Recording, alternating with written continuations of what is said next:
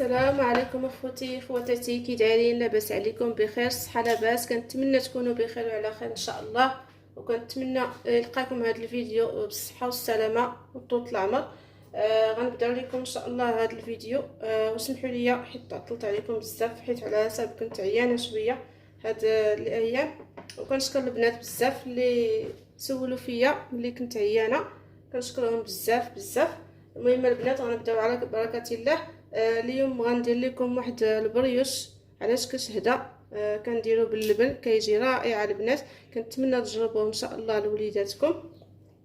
غنبداو على بركه الله. في المرحله الاولى غادي ناخذ عندي هنا 2 كيسان ديال اللبن. هذا اللبن البنات ماشي الحليب، اللبن دفيتو غير شويه غير شويه.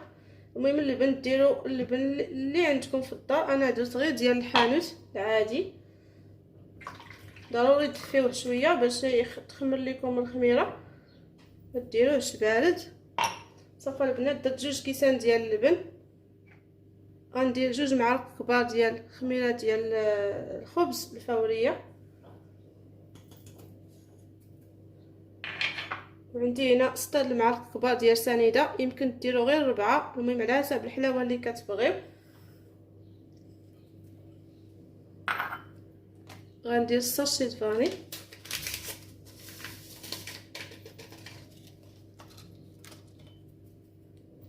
غنخلط هاد الشي شويه.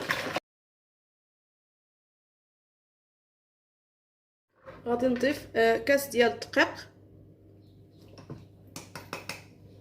يكون مغربل، وغادي نخلط هاد العناصر مزيان.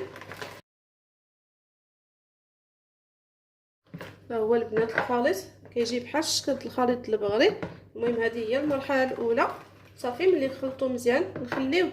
غادي نغطيه انا بالغطايه ديالو، ولا تغطيوه بالسلوفه، وغادي نخليه واحد تقريبا واحد 20 دقيقه حتى نص ساعه، حيت على حسب الجو. الا كان سخون الجو راه كتخليوه غير ربع ساعه 20 دقيقه صافي كيكون طيطلع علينا شويه. ديك الساعه نكملوا معكم المرحله الثانيه ان شاء الله. باش نحط المقادير ديال المرحله الثانيه. هنا البنات رجعت معكم، هو الخليط طلع علينا شويه كيف كتلاحظوا، كيجي بحال البغري الا كيطلع بحال هكا. دابا غادي نزيد ليه نص كاس ديال الزيت ديال العنبه، غادي نضيف شويه ديال الملح،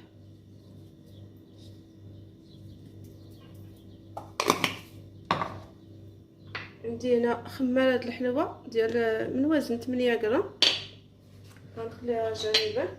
دابا غنخلط هاد العناصر هو الاول. صافي غنزيد خماره الحلوه اللي قلت لكم وحده، وغادي نضيف الدقيق على حسب الخليط. الدقيق ما يكونش العجينه مجموعه بزاف، تكون هكا كتلصق في اليد باش يجيكم البريوش خفيف ورطب.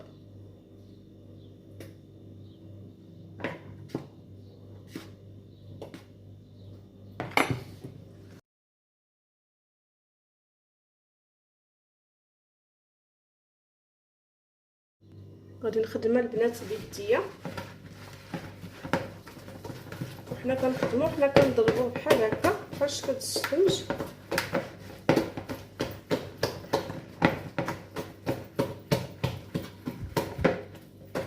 كنتمنى يبان لكم مزيان، نقرب لكم. دابا غادي نزيد شويه باقي ديال الدقيق،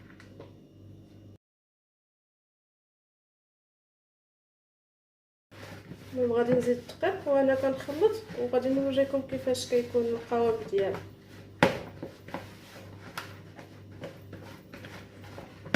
ديما كنخدمو بهذه الطريقه عادي.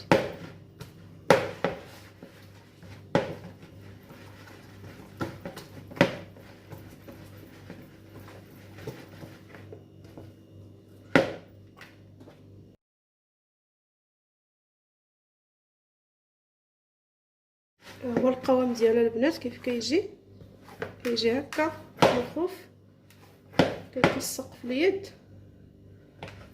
صافي انا غادي ندهنو بشويه د الزيت. غادي نحيد هاد العجينه اللي في يديا وغادي ندهنو بشويه د الزيت.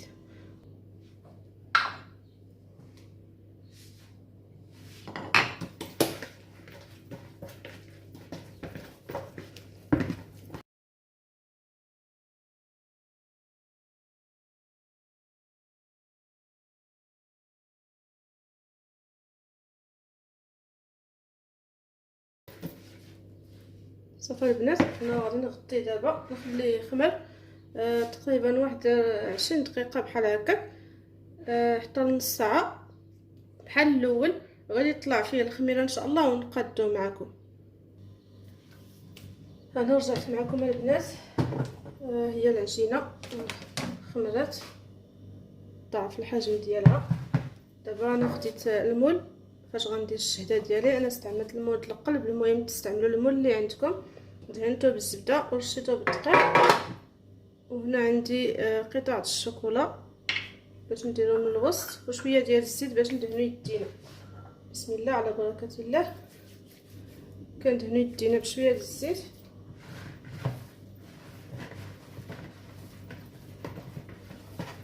غادي نخويو الهواء ديال العجينه مزيان. صافي كنقطعو دويرات.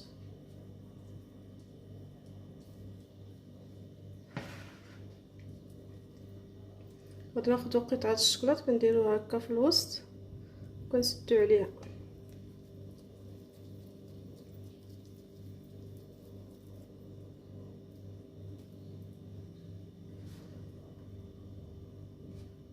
صافي غنستفها في المول.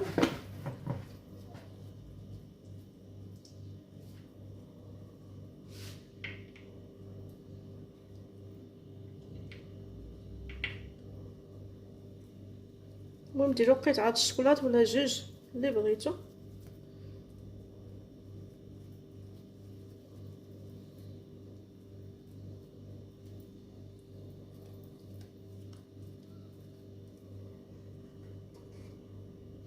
كنبعدوهم غير شويه كيف كتلاحظوا. ملي غيضاعفوا الحجم ديالهم راه كيتلاصقوا. يمكن البنات ديروهم عادي بلا ما تعمروهم بالشكلاط. المهم كل واحد الاختيار ديالو.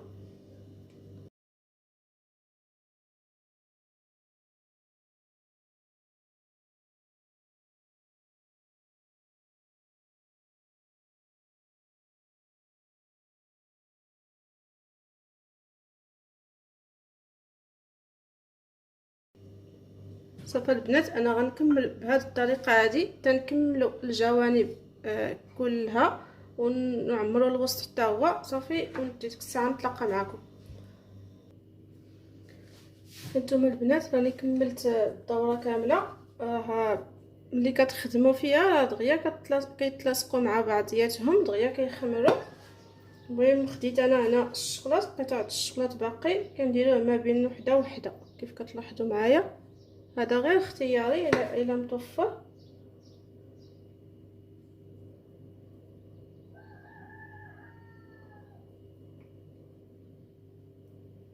راه دغيا كيخمروا حيت خمرناه جوج د المرات كيف ما لاحظتوا معايا في الطريقه.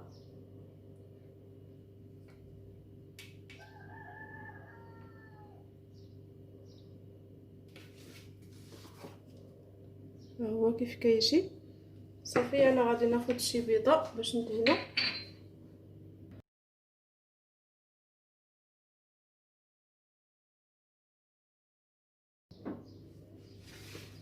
انا البنات خديت بيضه وحده خلطتها مع شويه د الخل وشويه د القهوه سريعه الذوبان. دابا غادي نبدا ندهن. انا كندهنو قبل ما يخمر حيت غادي ندهنو دابا ونخليه تقريبا واحد 10 دقائق ما كاملاش حيت راه دغيا كيخمر. كيف ما كتلاحظوا راه خمار خصو غير شويه. صافي وغندخلو الفران يكون سخون مزيان ونقصوا ليه العافيه ونخليه حتى يطيب.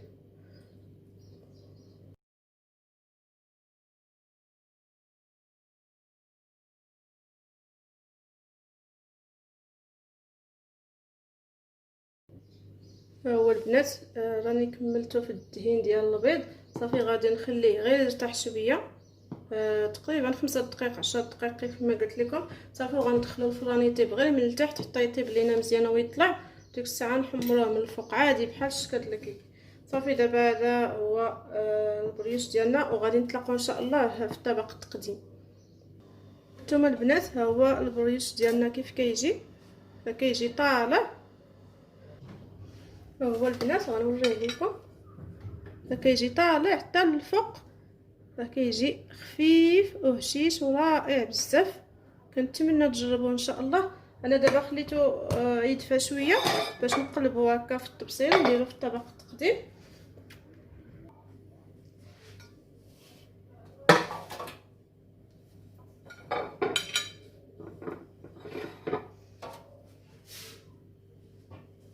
ها هو البنات، ها هو البريش ديالنا كيف كيجي، فكيجي رائع. كنتمنى تجربوه ان شاء الله. فكيجي على شكل قلب. شفتوها البنات كيف كيجي، كيجي خفيف. كنتمنى تجربوه ان شاء الله وينال الاعجاب ديالكم. انا غنقطع لكم وحده وتشوفوها كيف كيجي.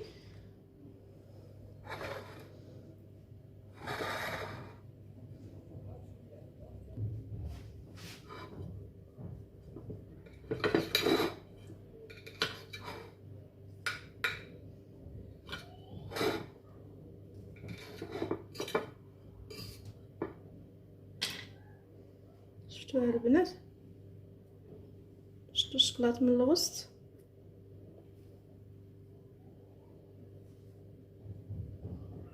كيجي خفيف بزاف وبحال شكل البونج، كيجي رائع بزاف. كنتمنى ان شاء الله تجربوه وينال الاعجاب ديالكم. نقرب لكم مزيان. ها هو البنات كيف كيجي، كيجي رائع. هذه هي عجينه ديالي السحريه اللي كندير بها لي بريوش. كيجي غزال بزاف. بالنسبه للفوق ملي كدهنوه بالبيضه البنات، الا بغيتو ترشوه بالزنجلان ولا بالبافو يمكن لكم. انا خليته غير هكا حيت غادي ندهنو دابا بشويه ديال الناباج ولا العسل اللي بغيتو. صافي وكنقدمو ان شاء الله بالصحه والراحه. هو البنات دهنته بالناباج كيجي فيه داك اللمعان. صافي البنات هذا هو البريش ديالنا على شكل هدا كيف ما لاحظتوا معايا. كنتمنى يعجبكم ان شاء الله وتجربوه. كيجي زوين بزاف. وبالنسبه للعجينه البنات راه يمكن لكم ديروها كريسات غير وحده وحده في اللاطه كبيره باش يجي على شكل بريوش. وبالنسبه للبنات العجينه اللي بقات ليا من هذه درت بها هكا على شكل خبزه، درتها حتى هي في المول كيف كتلاحظوا معايا. راه كتجي رطبه وهشيشه. عوض ما ندير وحده اخرى صغيره بحال هكا درتها غير وحده، قرصتها في المول يكون صغير وصافي. وكنقدمهم ان شاء الله بالصحه والراحه. كنتمنى تعجبكم ان شاء الله ونكون خفيفه ظريفه على قلوبكم. وبسلامه عليكم، وخليت لكم الراحه حتى الفيديو الجاي ان شاء الله.